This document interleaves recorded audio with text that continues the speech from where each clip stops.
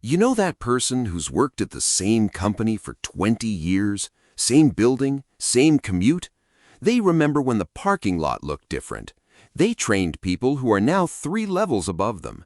They watched entire departments get renamed, rebranded, and restructured around them. And every few years, someone younger would leave, double their salary, post the promotion on LinkedIn, and occasionally come back 6 months later, quietly asking if any positions were open. And they stayed. Not because they couldn't leave, because something in them looked at the cycle and asked a question most ambitious people never slowed down long enough to hear. What exactly am I running toward? And nobody had a satisfying answer. It says something specific about a person when they can watch everyone around them accelerate and still choose stillness. The first thing it says is this: they are less impressed by novelty than most people. Modern career culture has one direction: up and out. Jump, negotiate, reposition. Career coaches call it strategic agility. The implication is unmistakable. Loyalty to one employer is a liability, a failure of imagination, a sign you stopped betting on yourself. But here's the observation nobody says out loud.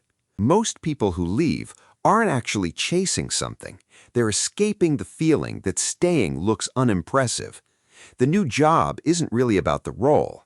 It's about having something to announce, something that signals to their network and, more importantly, to themselves that they are still moving, that the story of their career is still going somewhere visible. Some of those people were absolutely right to leave.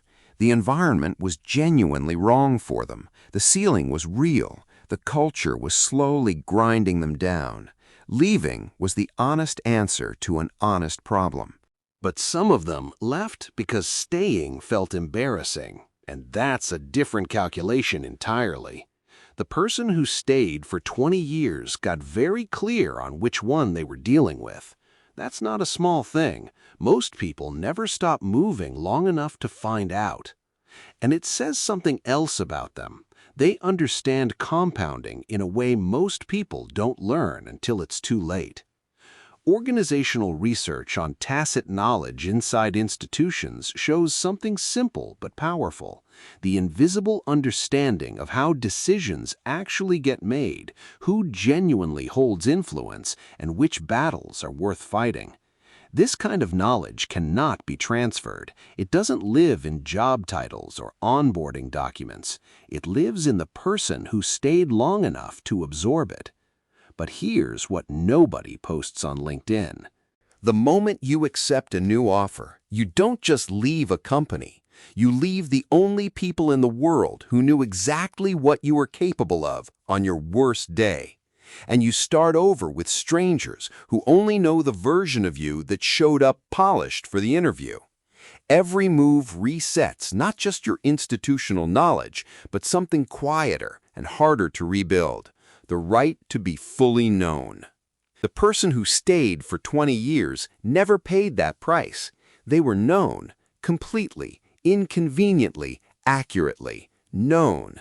And they chose to stay inside anyway. The person who stayed isn't automatically wiser than the people who left. Some of them were answering a completely different question, a better opportunity, a values mismatch, a chapter that had genuinely ended. Those are legitimate answers. But some of them were running from exactly that, from the discomfort of being fully seen by people who had run out of reasons to be impressed by the performance. Staying for 20 years isn't automatically wise either.